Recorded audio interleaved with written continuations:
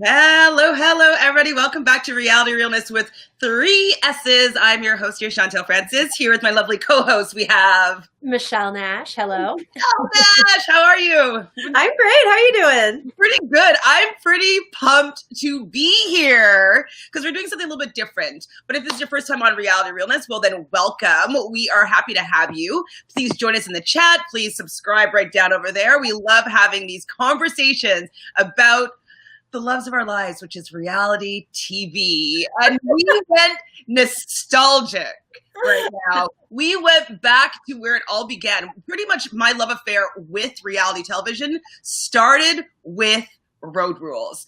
When I was in high school, I remember my dad told me to watch a season of this MTV show. I believe it was the one with Abrams that was on it. And I was hooked, and I went back and I started watching from this season that we decided to start watching. So we are going to do a rewind, rewatch of season 1 of Road Rules, MTV's Road Rules. So just your overall impression of just going back and doing this nostalgic watch.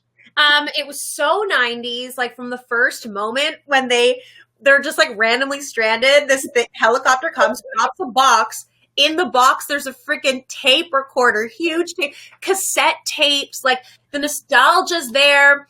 And it's honestly, as a whole, like the first 3 episodes we watched was really just kind of like a slice of life. These people who are so young, 19 to 21 years, or well, Mark's 23, but so young and just like no idea what they're getting themselves into.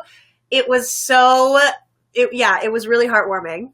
Exactly. And like, I couldn't fully remember it. And then certain scenarios were happening. I'm like, oh, I remember feeling this way before. And like, I remember like just little bits and pieces. But what I realized that I loved about the show and what probably got me hooked is getting that clue and solving that clue and getting to the next destination. And like, it was just all of it was just perfect in my opinion. And like, I wish that they just went back to the basics again. Like, I know we talked about this in the duel, but like, what do you think about maybe bringing back like a revamp of Road Rules? Exactly. I feel like it might be harder in this climate, but you never know. But I do have a general question. Do they ever make it clear what the entire like purpose is? Is it like they have these things they have to do, and if they do all the clues and figure it out, they get a lump sum of money to share, or do people get kicked off? Like, nobody gets kicked off. Okay. It's basically the real world on an RV. Okay, and then they just have certain tasks they have to like accomplish, or it gets a little bit more involved as it goes on, because obviously this becomes the development of the challenge, so it becomes more like the challenge. Nobody ever gets voted off though, it's unless they get kicked off. But they are living together on an RV, doing tasks to win lump sums of money. Love it. This one just started off in the US, but like they do Brazil and they do other places around the world. And so it's like, you're so excited. I love that you're excited. It's literally just so funny. And so they intro people, and it took me a little bit of time to kind of figure out who everybody was. I'm still a little iffy on some of the names, but seeing Mark for me was like a moment of like, holy crap. Like, he's 23, his hair is huge. He's so just like excited for life. And like, I don't know how things are going to change as the episodes go on, but it seems like he's sort of like the non-drama, more just like have fun, flirt with girls, and like, good vibes. Whereas we have a couple other people who are more about the drama, and there's a lot involved. You're staying in an RV together. You have a money. They initially decide on the first day, okay, like one person to keep the money, which obviously ends up being an issue further down the road. They could have just been like, okay, we all split it. We all have this amount. But it's like, because they have to share groceries and stuff, it makes sense to have one person be sort of like the banker in the group. But they chose the wrong person to be.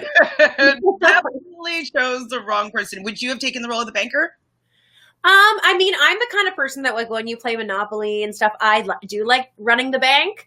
So I would have been fine with it, but also like I wouldn't have been hoarding it away. It would have been like, okay, like you want the money for this. Okay. You want to gamble $50, whatever, but this is how much we're going to have, and just being smart about it and not being like, what's his name?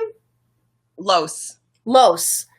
Yeah, I mean, Los, I think, is just he's dealing with a lot of insecurity. I mean, all these people are. They're Oh, so no, young. what's really interesting is that some of the language would not fly today at all. I mean, this is 25 years ago, so obviously a lot of tolerance has changed. Tolerance levels have changed between then and now. But it's very kind of jarring to hear what people are saying, and it's just like, oh, no big deal, calling women hoes and calling what's her name, Shelly Pocahontas. I was like, yeah, he like gives her that nickname, and I was like, this is so problematic. I will say, you know, I was really watching from the moment they're like, oh, like she's like, I'm Native, this and that. I was like, okay, this is going to be interesting. How are they going to really show this? Because at that time, like, there were literally still residential schools in Canada till 96. And this probably came out around that same time. So it's like, I mean, even like now more than ever, there's so many horrible things happening to the Indigenous people of the country. And like, so I was really curious to see like how they're going to deal with it. And I will say a little bit of props to MTV because they definitely show her background and how she's proud of it. And they don't make her seem like a bad person, really. Like, I think Los, he sort of, obviously they have drama because he has feelings for her and she didn't reciprocate those feelings. But I really like how they showed her heritage. Mm-hmm. And they had a lot of those clips and like when they go to her home and her relationship with her mother. Oh, this girl calls her mom all the time. They kind of like make fun of her a little bit, but then you see them together and it's just like this mother-daughter relationship. It was really, really nice to see that even in these cultures that are being like pushed aside by the white Americans and being like ostracized, they still have this love with each other. And like so that made me really happy to see.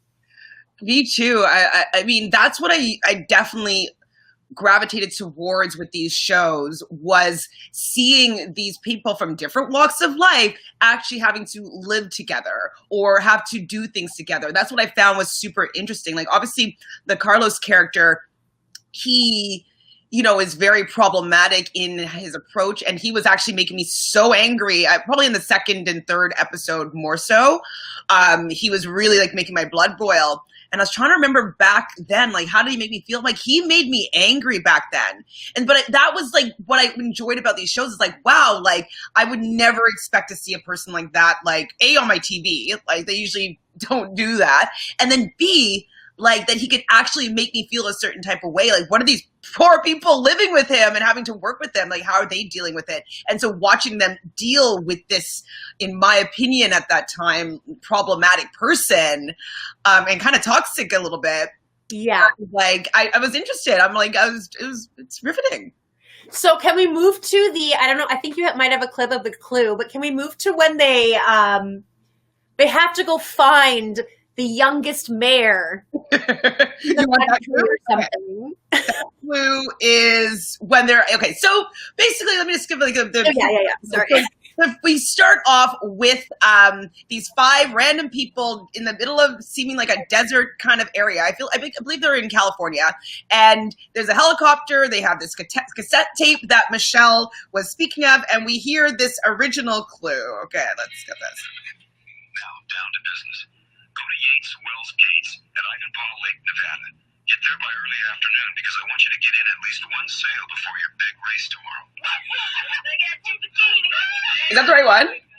That's the first one. I think it is, yeah. They know they have to get to a certain place and do a task before they're able to do some race. And they don't even really know what the race is. Right. And so, you know, that's like, they had to put all their credit cards into like a Ziploc baggie. And then they kind of go over to another little area and they find their RV and they have like different gear, kind of camping gear, hiking boots, different clothing to wear, which was kind of cool. And that's where they get the $1,000 or so of cash in an envelope. And Carlos, just takes the role of banker. And we don't realize at this point that this is going to be a problematic decision, but Carlos is the banker right off the bat. So Carlos himself, he's 21, so he's really young. Like, I mean, I know that he looks more mature than 21, in my opinion, but he's 21 years old. He's going to Harvard University, so he's an intelligent man. In DC, and he wants to be a cinematographer. And I did a little bit of research onto him after, and I believe he's worked a lot as like key grip, pre-grip, and stuff like that. So he's been working in film and television since then. Like, he just has like tons and tons of credits. I don't know if he has any of his own cinematography credits, but he definitely has been doing some work in that area. We can see, I've found this site that has all of their kind of bios. And so it says Carlos Los Jackson. Well, what can we say about Carlos, or Carlos, as he prefers to be called upon meeting Allison's mother? Ooh, I don't know that's going to happen. Unless they're making a mistake. Carlos or Los, or Carlos, was arguably the least favorite castmate of all the cast, but he was an interesting addition to the first season cast. Carlos was an avid photographer and attended Howard University. Carlos recently graduated from Howard University. Congratulations. Of all his interactions, he seemed to have enjoyed attacking Shelley and Allison. Maybe many may remember Carlos shaved his head and his famous Indian accent when the crew was in Las Vegas completing their mission. Yeah, I do remember him doing an accent and at one point. I don't remember that. It was like a little like side, like he was like in bed. He was it was just a moment when he called on the phone. I don't know. There was just a moment where he used an was an accent, and I was kind of like, oh God. But it's also Carlos, and I don't know. It was confusing, but yeah, Las Vegas was a time. Like, he was like, yeah, we're going to gamble. We each want $50. Like, let's just do this. Like, do you know Kit? Like, because I saw her again recently, and I was like, how do I know Kit? How do I know Kit? I couldn't remember that it was from Road Rules, and I came back. I'm like, right. So she right now, and has been for a long time, has been on Access Hollywood. So she's, Vancouver, she usually with, what's his name?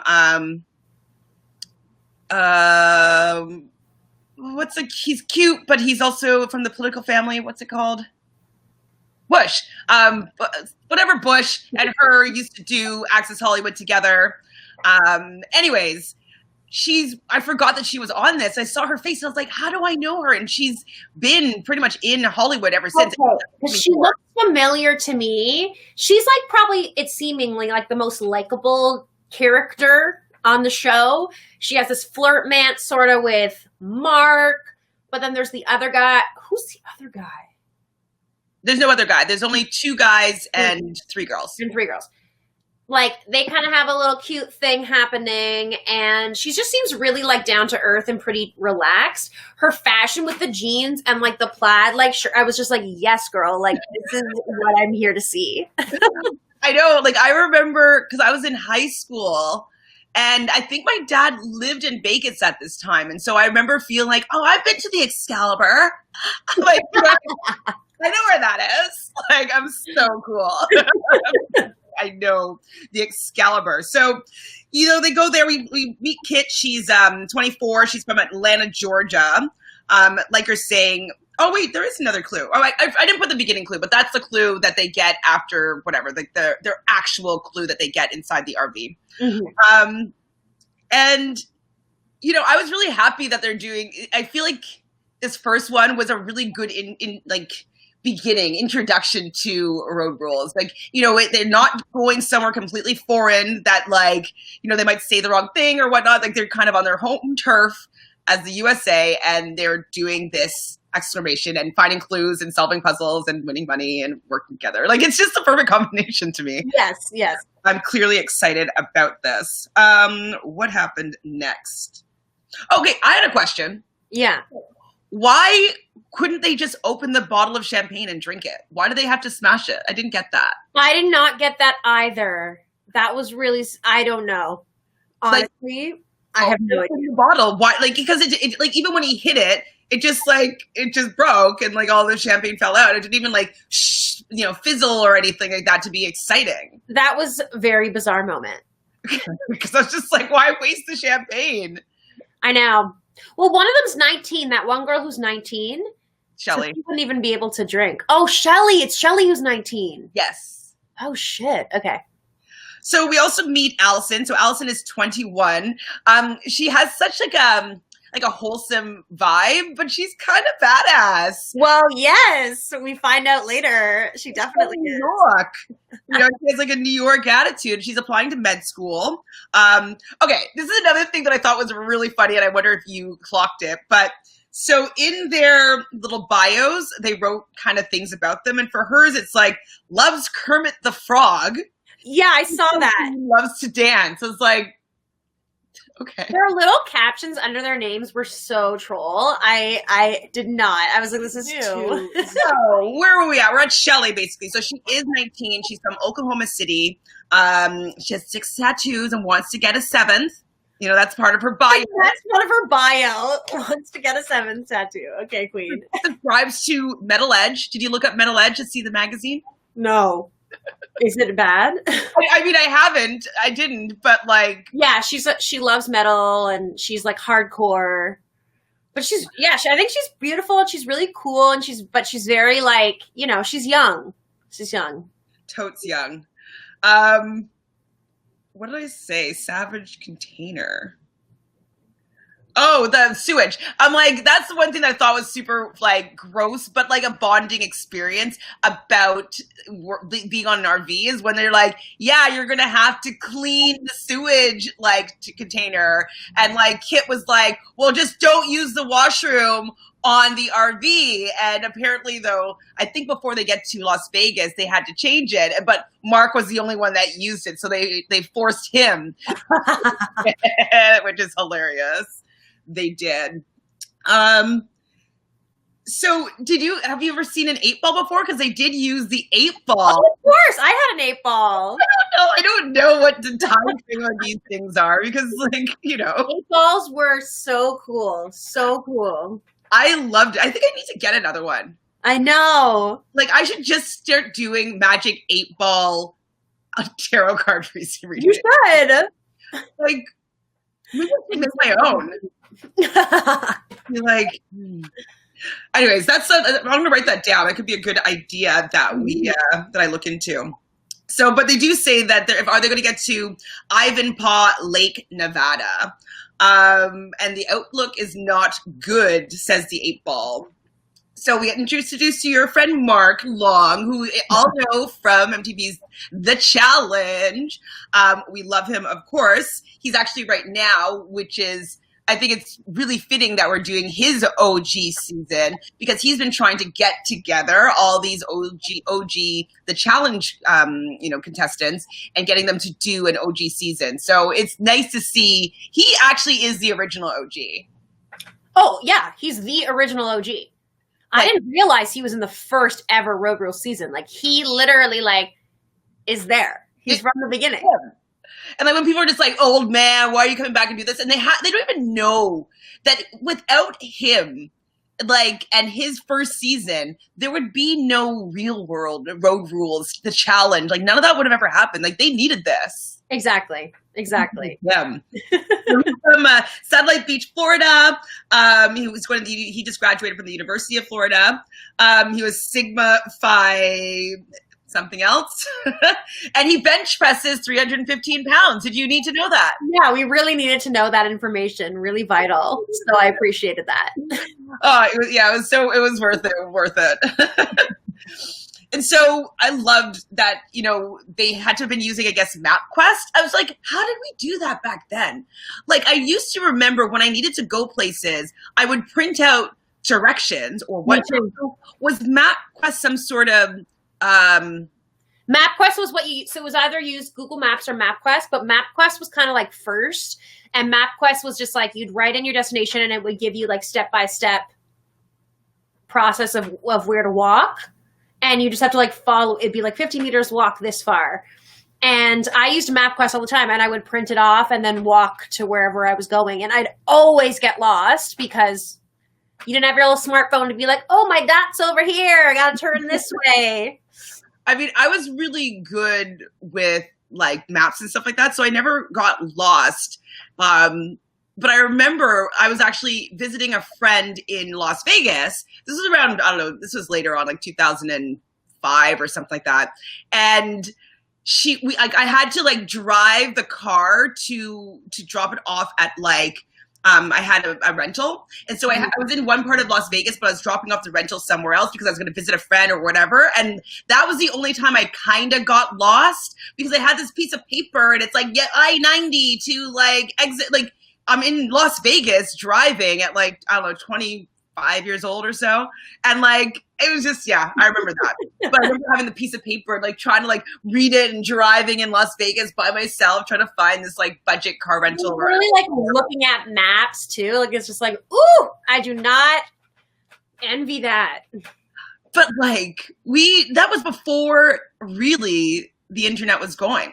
So I remember seeing a clip from 1994 where it was like Brian Gumbel and people from the Today Show just being like, what's this email thing that we're talking about? It's like, this @ symbol. And they're just kind of making fun of like the internet. Like so American, like newscaster poo-pooing like this new fad. Now it's like, it's not even a new fad. It's actually become the lexicon of like this entire generation. Like it's a huge advancement. It's everything. It's grown exponentially. And it's how we do everything. It's how we communicate. It's how we live. It's how, it's everything. I can't even really imagine or remember what it was like to not have the internet.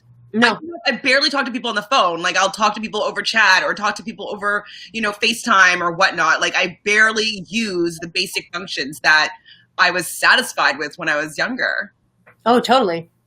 Even when I was living in Montreal, like me and my best friend Anna, we didn't live like in the same place. And so we would just hang out on Skype with each other all day long. But I remember when I was in like high school, I'd like be on like my phone and like my cordless phone and like, sleeping, hanging out with my best friend on the phone. But now it's like, that was Skype and that was like probably 12 years ago. Like, I wonder what these kids do now.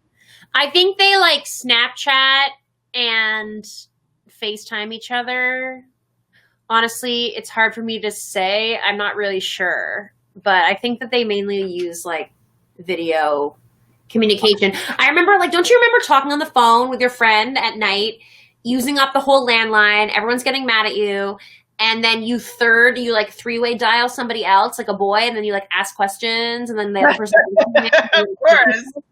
That was like everything. Or like star 69ing someone to like figure out their phone number, like I love the nostalgia of it too. And like, did you have your own like a second ring for your line? Oh, so, like, I wish. It's like, so it wasn't your own phone line, but like when a certain ring happened, it was for you. And so like you. No, I wish. That's a little too advanced for my family growing up. No, but it's just as easy as star 69. Oh. Okay, this was a little bit later. I don't know if you went through this phase, but we would send when texting was kind of a thing, when it was like AAA, BBB, like when you like actually had to text. Yeah. And so we would send funny texts to landlines because whenever it picks it up, it would like a robot voice would be like, and so Chantele, and it would just be like this robot voice that would say these stupid things that we texted. So we'd like make like, I don't know, sexy comments or like rude things and like send it to people's landlines so they'd get these like texts of a robot. That's too classic. That was pretty, it was pretty classic, but I got a real kick out of that. So Carlos thinks that Kit reminds him of Delta Burke from the Designing Women. Did you watch that show? No. I did watch the show. Old school. It was, I can't remember all the people that were in it, but it was like Delta Burke and like some other people you'd probably recognize their faces. I can't remember their names right now. I know she's very like hoity-toity, sort of like, I'm Delta Burke kind of vibe, right? Yeah, she was like the Southern Belle and like these Designing Women. You need to actually maybe go back and just like watch a clip of Designing Women because it's definitely classic and I think that you would appreciate it. So They found, okay, this is I thought was really funny as well. They found the condoms or the condominiums that Kit calls them for the guys. And so I never knew that they had mini was a size for. No, it's petite. Oh, petite. That's what I meant, petite. I always thought it was just like the regular size and then the extra large size. Right? I've heard of Magnum. Like, well, apparently Mark Long is not long or whatever to be using these Magnums because he's never heard of Magnums. But petite, though, would you ever? I don't think if I was a guy, I would ever pick up petite. Yeah, but maybe it makes your dick seem larger because it's more tight fitted. I mean, I don't know. But would you? I don't think I would be able to go and be like, oh, let me just grab these petite. No, I don't think you'd make that lap choice. But like some people, I'm sure needed it. I mean, I don't think that they sell petite anymore. I don't think. I mean, at that point, we have finger condoms for when you like cut your finger. That's what I would think. Petite. That's how small it is. Dead. Okay. That's petite to me. Like, yeah. True. Oh my god, it's so awkward, but it's so funny. So Mark asked Shelley what her last name is. This is kind of where we get to understand a little bit more about her background and her culture. And her last name is Spotted Horse. Like, so cool with how Indigenous people in general have like these really like epic last names. Like I'd love to be called Spotted Horse. It's really cool. It's very elegant and very like majestic. It is. Like there's something that was like with learning about her culture, like I was feeling quite proud, and I was like, I thought the culture was so, it came off so beautifully. And like, you know, when we were at her mom's house and we're seeing her in the videos and like her whole costume or you know, traditional garb was like laid out, and she said it takes like an hour for her to put it on. I was like, wow, like it was so beautiful though. Like I know it's taboo to wear that as like a costume or whatnot. Like I you know, I wouldn't necessarily want to do that, but I would love to be able to dress in that garb. It's so beautiful. It's gorgeous. And I really liked how she, even with all the drama with Carlos, like essentially he's being rude to her. And then we get a clip and she lets us know that like there was a point in time when they were sleeping and he tries to kiss her and she kind of pushes him away. And from then on, he's super rude to her, but he won't explain why. So it's very clear what's going on here. And the whole time she really does, like, yeah, she gets frustrated, but she keeps her cool from what we've seen so far. And like other people notice about him too. And she's very much like, yeah, like obviously he needs to get over himself and this and this and that. And like it's bothering her, but she's pretty calm about it, all things considered. Like I liked the way that she was just like, yeah, this is fucking frustrating. And she's 19. Like she's not going balls to the walls, freaking out like we've seen in other seasons of Real World or whatever. She's just being like, I have to be here with this guy and like I have to ask him every time I need money. And like Allison's getting frustrated. Allison's the one who's freaking out more, right? Like, so I thought that was really, really nice to see. It was a good representation. And yeah, just really unfortunate of Carlos, but like obviously he's so insecure and obviously he just doesn't know how to react to someone having to stay in an RV with someone who rejected him. Yeah, I mean, he definitely doesn't. He's pretending as though he's like more of a ladies' man or more of like a person that's able to connect with people, like or like a smarter person. Like he has ideas of himself that actually do not exist. And I think that in that moment when she kind of turns him down, his ego is bruised big time. And I think that that's where the biggest problem is with like what was going on with Carlos and Shelley. So they get to their first mission. So they're curious. They're like, where is the lake? And it's like, basically they're outside, like it's dusty, like there's no lake there. But they're told it's basically a dried up lake. And so their mission one is to go land sailing, and the winner is going to get a hotel room for 2 in Las Vegas. And they do get to have 1 sailing lesson. So, you know, it was not what I was expecting. It was kind of like a dune buggy with a sail on it. And was it Allison that fell? I think it was her. Yeah. Allison flips over. Mark was in the lead, and Carlos ended up coming up second in this little race. But they decided when they got to Las Vegas that, you know, even though Mark and Carlos actually they won the prize, they all decided to share the room. So the women all stayed in one room, and then the men stayed in the other room, and the people in the hotel allowed them to do so. So I was happy about this because I'm like, I don't remember what happened, but like I feel like they could stay in a hotel, right? Yeah, and then because then like they're like, ooh, any chance to shower, right? Like they don't really get to shower unless they have access to that. So nice time for them to get clean. So this is where they ask Los for some money so they can go down and gamble. Kit's like ready to go. She's so cute. So they're sitting at the tables or whatnot, and a woman that's they thought they were bringing them more drinks, but instead they give them a clue. And so they get a new clue, and they take it upstairs to the people that didn't go and hang out with them. I have a secret for you. I want you to visit the youngest mayor in America. He says you're to visit the youngest mayor in America. And do what it takes to win the Kansas City. You have 2 days to get there. The honorable mayor expects you in the morning after you ride. Oh my God! How can you So yeah, they have to find the youngest mayor in America, which is hilarious. And then they decide, okay, well, let's just like party for the rest of the night and figure it out tomorrow. Right? Like classic young people. They're like, oh, we just got this news. Let's not prepare and just like fuck off till tomorrow. And no matter what, MTV and camera crews are going to maybe give them a little bit of assistance if they're going way off track, because they do have all these different things that I'm sure are planned and timed, and you know they need them to get there at a certain time, and so I don't think that they'll allow them to miss it, really. Yeah. So I really, really liked seeing them in Vegas, hanging out, having money. And so what did you think of when they were saying the youngest mayor? Like, what did you think you would have done how would you figure this out? Honestly, without my phone, I don't know. I guess they had to like look up.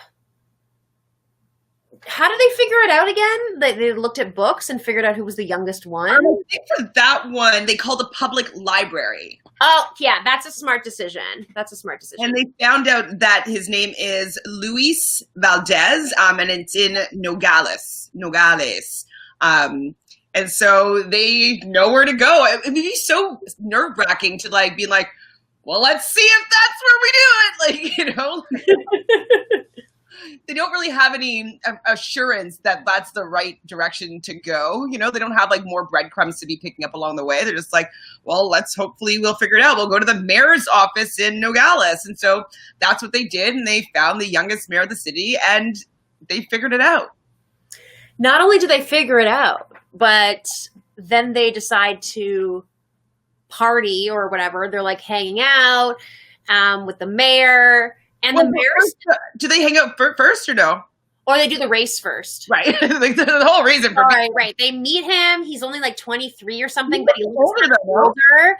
And Allison's sort of just like, yeah, he looks more distinguished or whatever.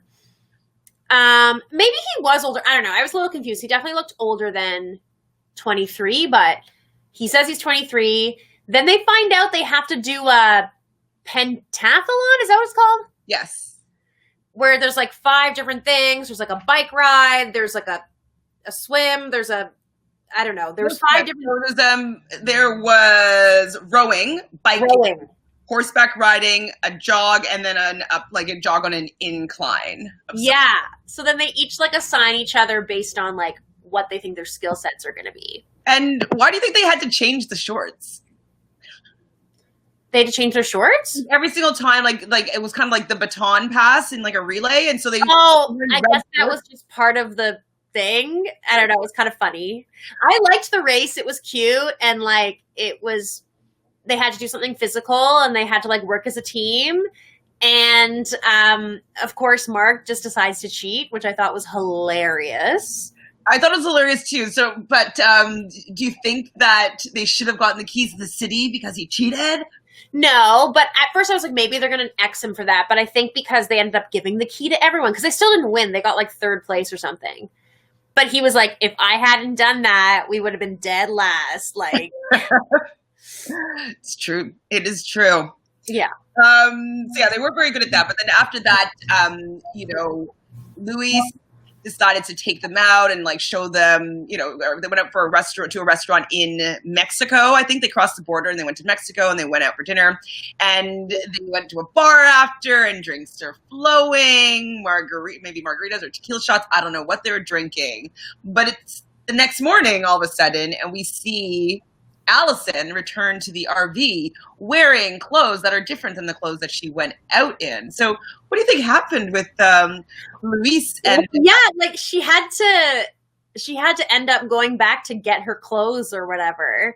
And you could see as the night was going on, she was getting closer and closer to him and blah, blah, blah. I think that it's funny that the first person to have a hookup is Allison out of all the people. The person that looks the most like hoity-toity, like good girl, whatever. She's the first person to have that kind of thing happen. And I think it was hilarious. But then the next day she has kind of regret, or she's just like, I was trash, because she was drinking a lot. And she just does not want to see him. It's like after you have a one-night stand, you don't want to see them the next day. Like, you don't want to have to relive. Like, you're not interested in a relationship. So I kind of felt for her in that moment. And everyone was kind of harping on her for like being rude and not talking to him. But it's like, dude, she felt uncomfortable. She was really drunk and she just wants to forget about the hookup. And yes, he's a mayor, but she shouldn't feel obligated to have to hold up appearances with him. Like, I got it. She was a little standoffish, but I don't know. She felt uncomfortable and she's on a show too. And she probably just wants to move along. Yeah, I mean, I thought that it was a little bit much that Shelley was like, you didn't have to slap, I think it was Kit's leg, when, I forget what the reference was that they were talking about, but I think that she could have been a little bit more mature, we'll say about it, but what is she, 23? She's still quite young herself. Oh no, she's 21. Yeah. So she probably hasn't had that many experiences where she had to talk to somebody that she probably never wanted to talk to again. Yeah. I kind of felt bad for him though, because he seemed like a sweet guy. And yeah. No, you don't think so? No, I think he seemed like a nice guy, but it's what expectations do you have? You slept with her immediately. Well, you don't slept together. Do you think they use those petite condoms? Yeah, I think he did, actually. He seems like the kind. Maybe a small, medium at most, but... Whoa! Maybe that was the problem. But anyways, I did feel bad for him. I think that obviously he can handle it. He's a adult. And he probably gets why she's being a little bit standoffish. But, I did feel... I felt a little bit for him. I did. So they get the key to the city, they leave. What did they do next? They're they get a new clue, don't they? Let's see if I have this clue as well. So, where are you? Not that one. Is this where it is? Oh yeah, he gives them the clue. Mm.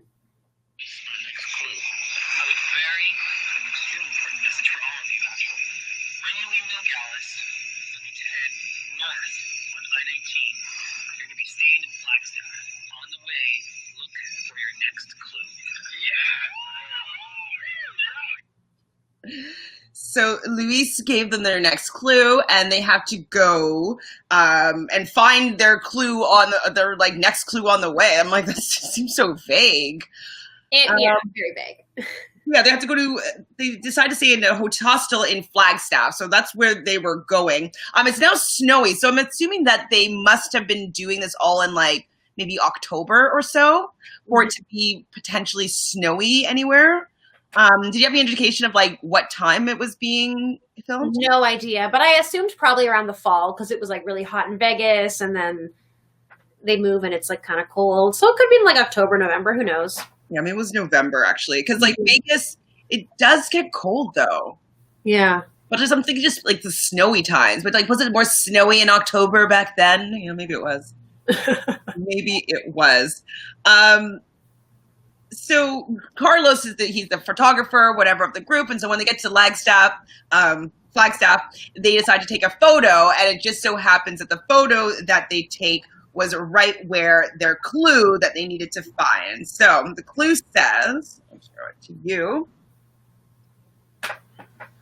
Can you read it? Arrive in Gunnison, Colorado in 2 days. The owner of the Lucky Cat Dog Farm wants you to take her dogs for a walk. Make sure you bring your compass. Okay, so at least they know where to go. And they had to do some more fancy footwork to figure out like where this dog farm is, or what's it called? Cat dog farm? I guess, yeah. Cat dog farm.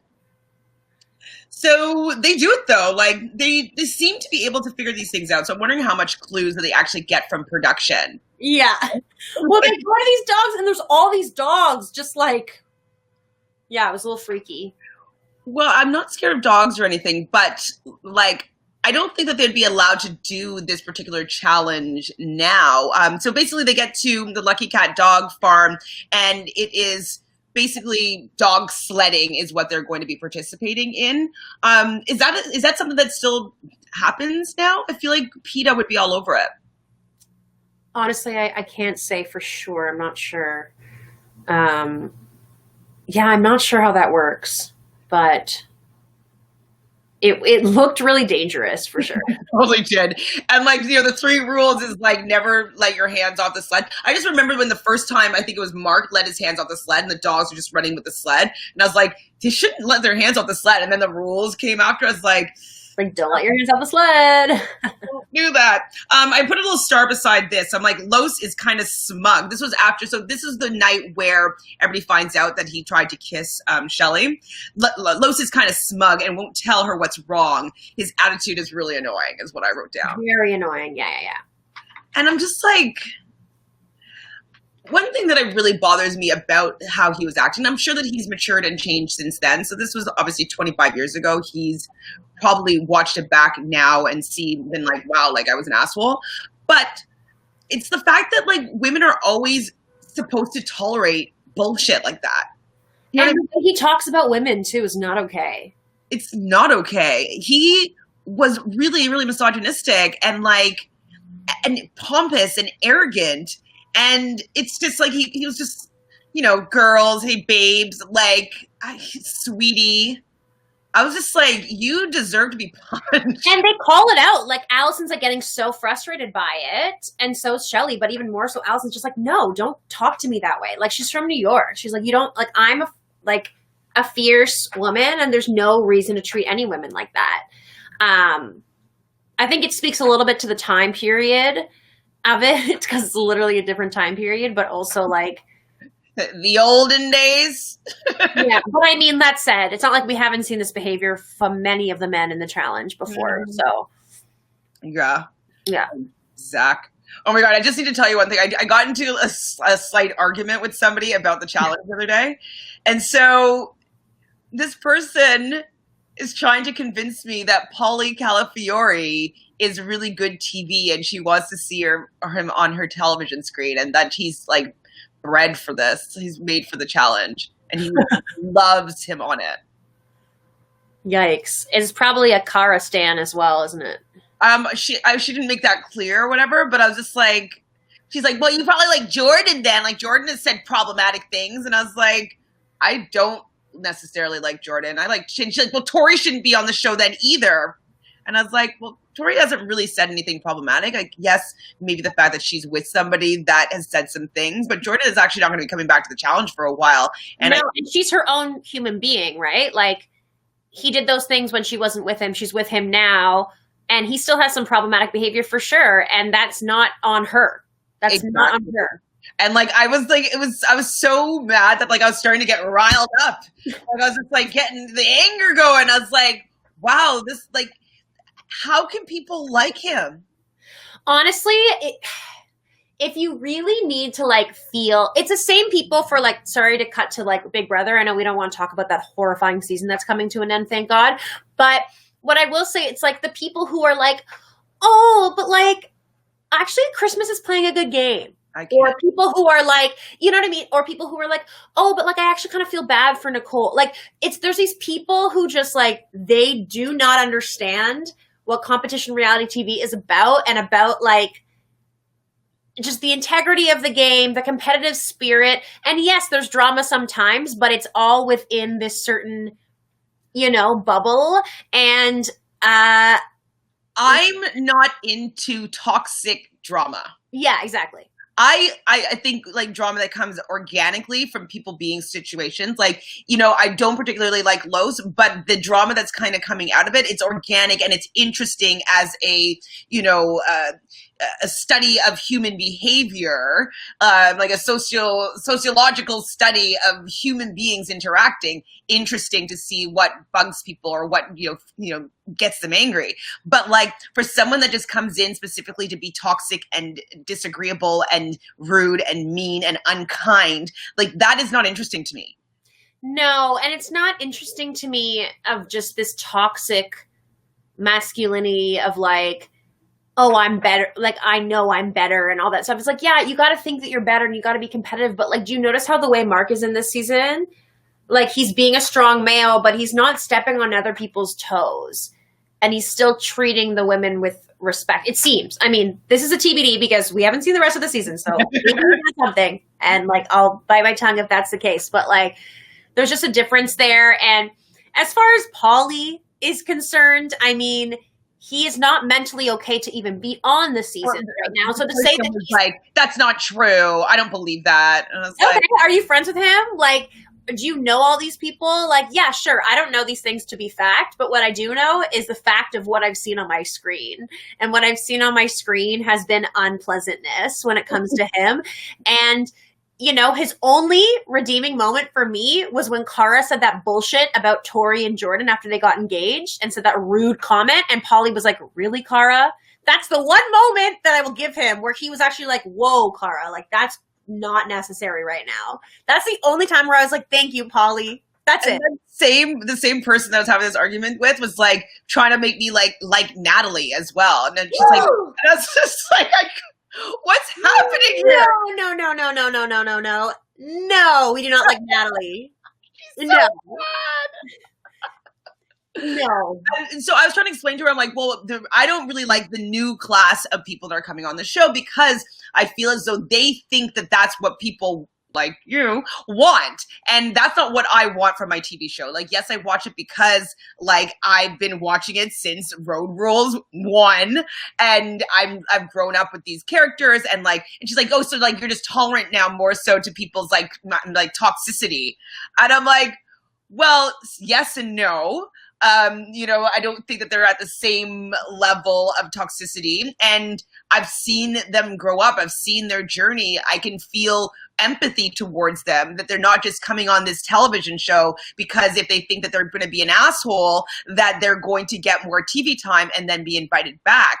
Their reasons for being on the show were, in my opinion, at that time, a little bit more, real. Like the Dee thing. Like Dee specifically wanted to be on the challenge because she wants to be famous and she wants to make money, and fine, that's her motive. But the people that I stand are people that came into it before it was a thing to be super famous from being on the challenge. Exactly. I agree with you 100%. I was like, where's Michelle? Where's Michelle? I can't even get into it with these trolls because it's astounding to me. It's like when people tell me they like Zach. It's like when Zach's season of The Real World came out and then he was on Battle of the Seasons and he was so awful to Sam and whatever. We hadn't even seen the full extent of his Trumpism and all his horrifying stuff. Mm-hmm. But already we knew. And I remember my older sister being like, oh my God, Zach's so hot. He's the hottest one. And I was just like, no, you're not allowed to say this. Ew, no, he's horrifying. So it's people who love Zach. I'm not even going to get into it with you because clearly you are not going to see reason. Can we just understand though, and anybody that's watching, there's two of you at this moment, you can help us out to make us understand why people enjoy the super toxic men, especially that are on these most recent seasons of the challenge. Because I'm not a fan of Zach at all. I think that he makes me not want to be in a relationship with somebody because he's just, feel is just a very horrible person. And, you know, even on his season of the Real World, he was with Janae in that, right? And like he was with Ashley. And Ashley got sent home? I can't remember. No, in the Real World, he starts dating Ashley. Then that season ends. Then they are together. Then they break up. But then they're still in Battle of the Seasons. He starts hooking up with Janae. Him and Janae have a relationship. He ditches her. Then they're a couple on Battle of the Exes. That's when he starts hooking up with Jenna. But I'm trying to remember. There's a scene that I remember where Zach was in like a pool with Janae or whatever. Like, was it her? She had her own spin-off show where she was like a waitress at a beach club in Las Vegas. I'm wondering if he came and visited her on that, because like there was just some time where like it was before he shaved his head when he's talking about the church stuff with Frank. That was probably Battle of the Seasons. Maybe. Yeah, that could be Battle of the Season. So that's when he was good with Janae. That's when he really liked Janae and was so genuine, and then literally ditched her and left her in LA. Right. Anyways, I just think that he's a really small-minded man, and he doesn't really have a lot of perspective, and he's just very, I don't know. I just don't like how he treats Jenna. I don't like him on my screen. I don't like, he's become unattractive to me because of the fact that I don't respect his personality very much. And so anyways, if you could tell us what is likable about Zach, Jordan, Paulie Calafiore, Cara Maria, Natalie. Who else would we like to know? The thing is, I know what's likable about Jordan because it's what I've liked. Jordan's is more likable than others. Yeah. So I mean, there's a mixed bag with all of that, but yeah, I think it's just people think that they're hot. People are used to being treated that way, maybe, or it's just not as shocking to them to see men treat women this way. It seems normal to them based on their upbringing, or I don't know. But either way. I was talking to this guy that had been on a reality TV show like 10 years ago.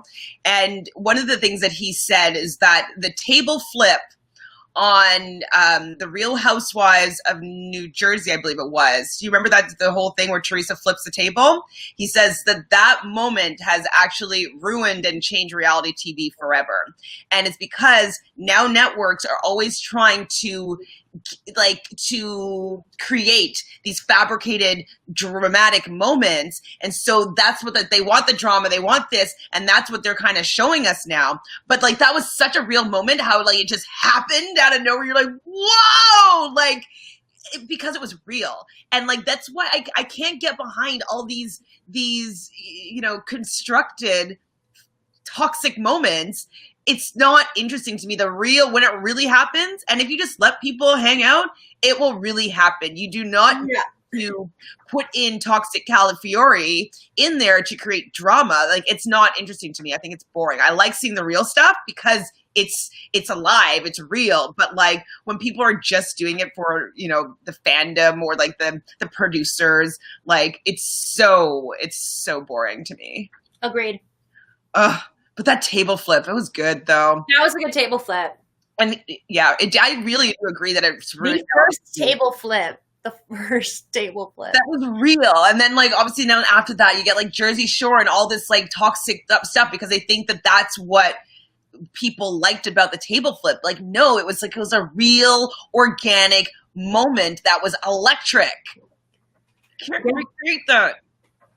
You can't recreate magic. You can't recreate reality. Right. Like reality.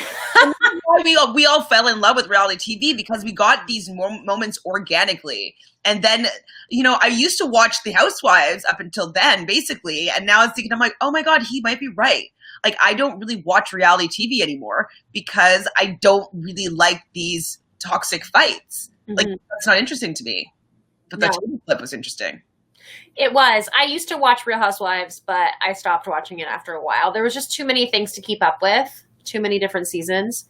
But Tanya knows all about those. So if you ever have questions about Real Housewives, she's the queen to ask. I mean, I think that maybe you'd be interested in this too, and maybe she would as well. But they're going to be doing a Housewives of Salt Lake City, Utah, that comes out in November, first season. So maybe the three of us should just be covering that.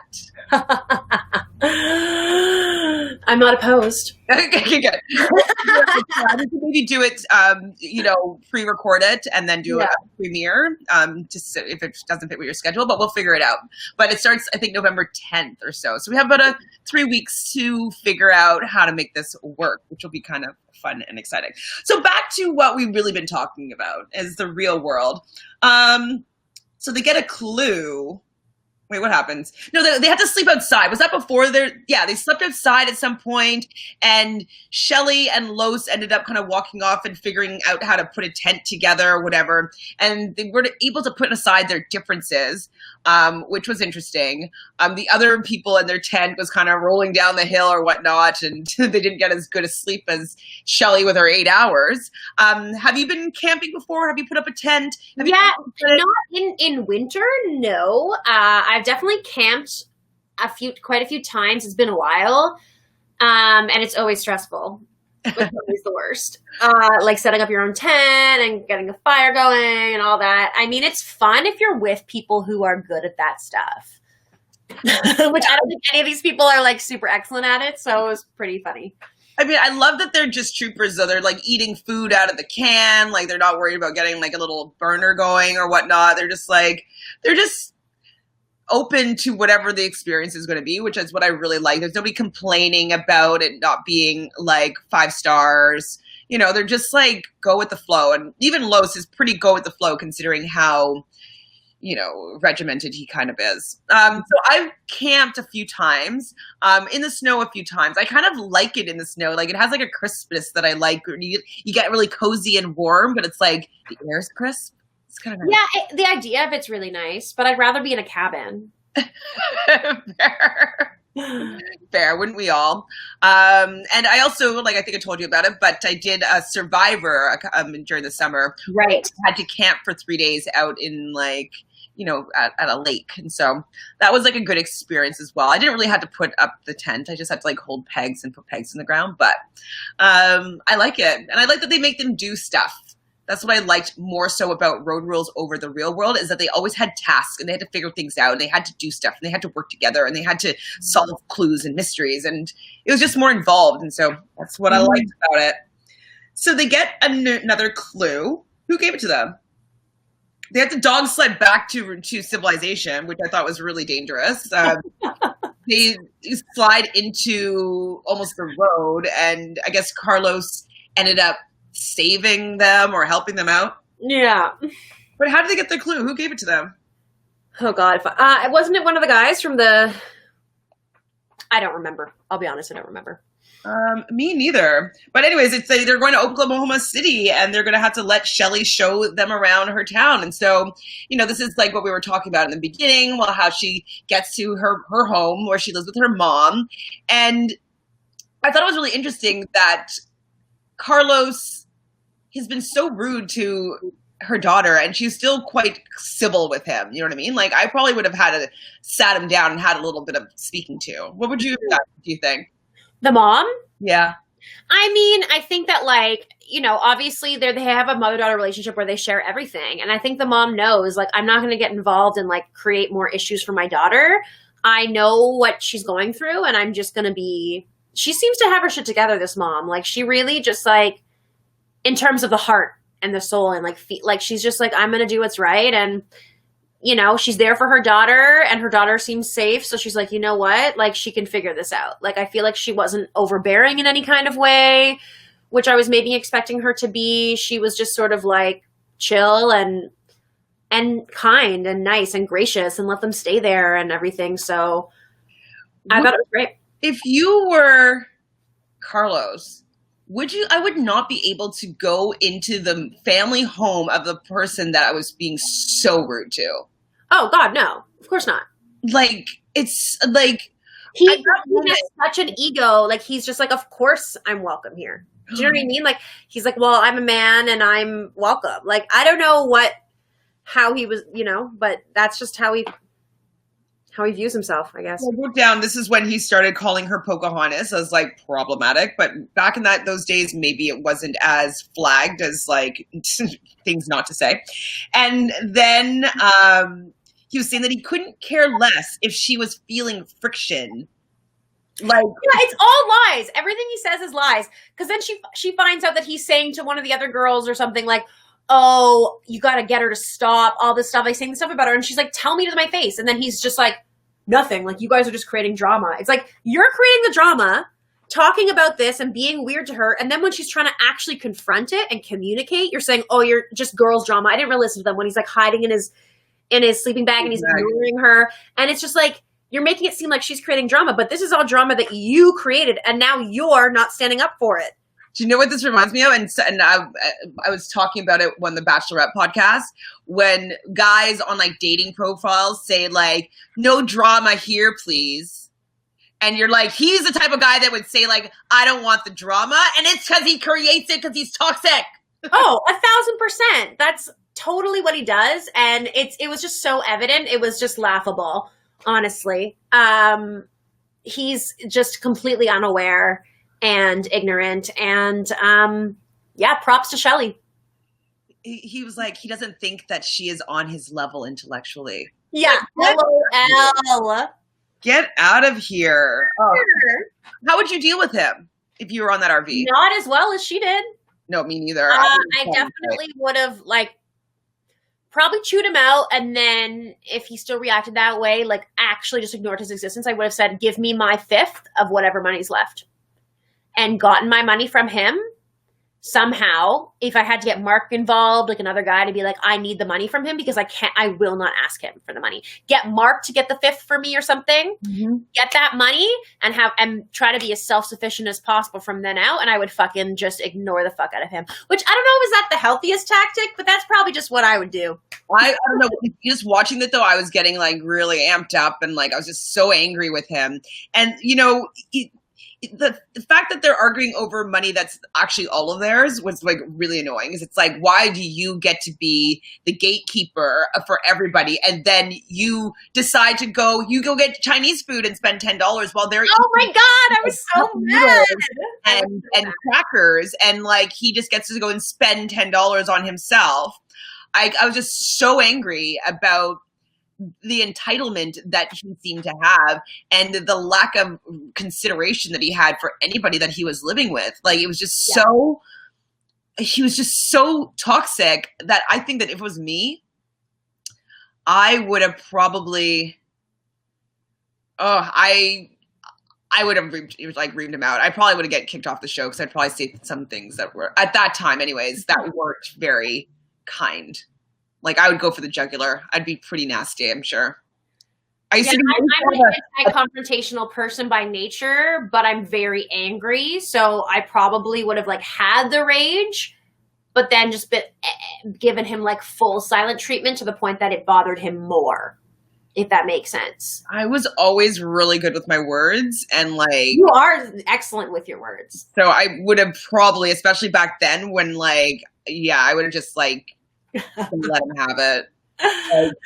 Like, well, I don't know if he would actually be treating me that way, just because whatever I was doing when I was in like around his age, I was able to have people be like afraid of me, like they just wouldn't treat me like that. So I don't think that we'd actually have that dynamic, but I would be standing up for Shelley, and I'd be like, yeah, I mean, but you have to think about the fact that like Allison and Shelley are the stronger two of the like personalities, and he's still treating them that way. So he might still have like called you sweetie and been kind of like condescending towards you and stuff. So you never know what he would have done. But you obviously would have stood up for Shelley regardless, if you know, so especially if I was agreeing with her. I might actually, now I'm thinking about it, I might have taken a strategic approach with him actually and befriend him.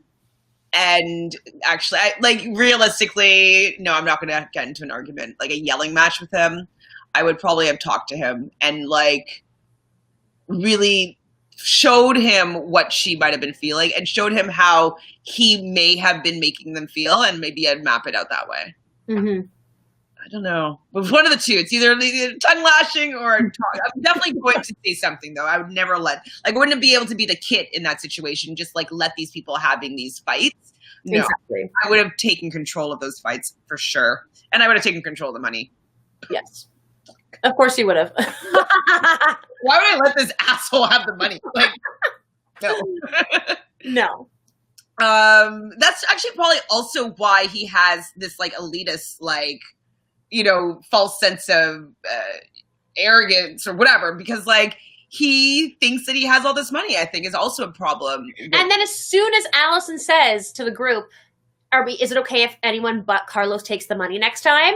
And then he literally is like, okay, well, then I'm taking my fifth. It's like, dude, you're not letting anybody else take their fifth. You're so like, oh my God, he's so high and mighty in that moment. I was just like, this is just the worst thing ever. Yeah. Well, when she said, okay, so then they're talking, he gets into a fight with Allison about like the dishes, and she's like, yeah, like I was going to go do the dishes. She's like, woulda, coulda, shoulda, but you didn't. I was like, oh my goodness. Like, oh, the woman didn't do the dishes at the time because you can't eat when it's messy. I was like, I roll. And then the buns, when he wants to make a hamburger, that boy, he is such a little prima donna. I wonder what he's like, if he's had any self-reflection after the fact. Like, has he gone back and been like, hey, I was a real dick? Let's get him on the show. Come on, Carlos. Let us know. Just kidding. I mean, I could maybe approach him.